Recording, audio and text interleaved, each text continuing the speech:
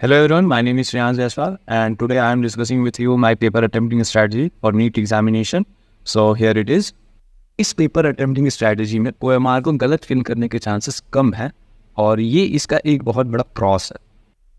तो सबसे पहले मैं paper biology, chemistry, physics question रहते हैं और बायोलॉजी में जूलॉजी और बॉटनी रहता है, ठीक है।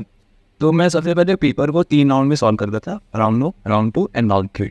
तो राउंड 1 वो क्वेश्चन होते थे जो कि ईजी हैं, मैंने देख रखे हैं और मुझे तुरंत आते हैं, मतलब उन्हें टाइम नहीं लगेगा करने में और उनमें लेस कैलकुलेशन होते थे।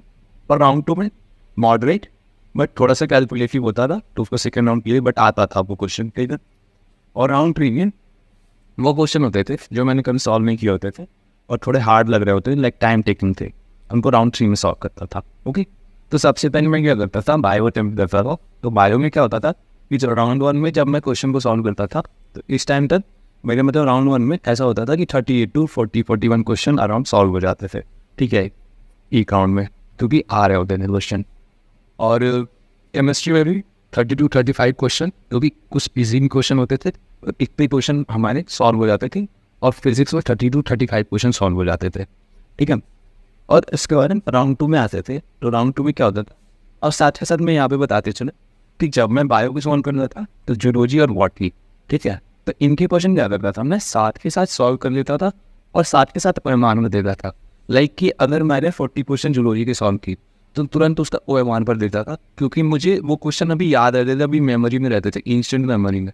तो मुझे जैसे OMR बनने में आसानी होती थी कि हाँ इसका A था, इसका B था, ये याद रहता था और उससे OMR में गलत होने के चांसेस थोड़ा कम होते थे एज़ कम्पेयर टू कि मैं पूरा क्वेश्चन सॉल्व करूँ और फिर जाके भर।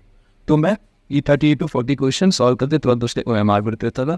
फिर उसके बाद सिमिलरली बॉटनी के भी 30 to 40 क्वेश्चन सॉल्व करके OMR पर देता था। सिमिलरली केमिस्ट्री में भी होता था, सिमिलरली फिजिक्स में भी होता। तो ऐसा मैं करता था राउंड 1। अब आता है राउंड 2 में। तो राउंड 2 में क्या होता था कि जो क्वेश्चन मैंने कभी नहीं देख रखे, लाइक कि कभी नहीं, मतलब जो क्वेश्चन थोड़े से मुश्किल है एज़ कम्पेयर टू राउंड 1, उनको सॉल्व करता था। और जनरली कम क्वेश्चन होते थे, क्योंकि नीट के एग्जाम में most of the question easy ही होते हैं और कुछ क्वेश्चन होते हैं थोड़े डिफिकल्ट होते हैं। तो अराउंड 2 to 5 क्वेश्चन होते थे, मतलब ये एक रेंज है, नॉट एग्जैक्टली इतने अमाउंट ऑफ, बट हम इतने क्वेश्चन सॉल्व करते थे।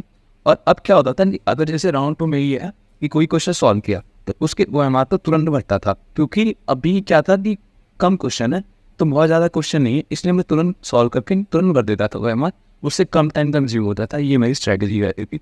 सिमिलरली मतलब केमिस्ट्री के लिए, तो केमिस्ट्री थोड़ी सी मतलब as compared to bio, chemistry और फिजिक्स थोड़ी सी मतलब टाइम टेकिंग होती है, तो उसके 5 to 10 क्वेश्चन बचे रहते थे, तो उनको सॉल्व करने की कोशिश करता था और ये इस तरीके से राउंड 2 में करता था।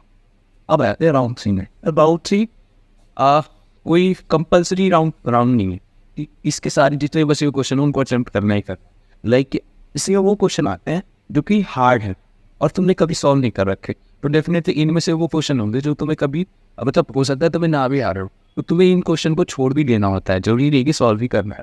तो लाइक ठीक इन क्वेश्चन को क्या करना है, अगर तुम्हारे पास टाइम बच तो सॉल्व करो, अगर टाइम नहीं है तो इनको सॉल्व करने की जरूरत नहीं है, क्योंकि कुछ क्वेश्चन छोड़ने के लिए भी होते हैं। कुछ क्वेश्चन नीट में ऐसे एक लूप होता है, लाइक कि उसमें फंसाना होता है, एक क्या कहते हैं, ट्रैप। हाँ, दैट इज बेसिकली एक ट्रैप होता है नीट में कि कुछ क्वेश्चन हार्ड कर देते हैं जिसकी वजह से बच्चों उसमें पड़ जाता है, उसको सॉल्व करने लगता है, उसका टाइम किल हो जाता है और वो आसान क्वेश्चन को टाइम नहीं दे पाता है, ठीक है।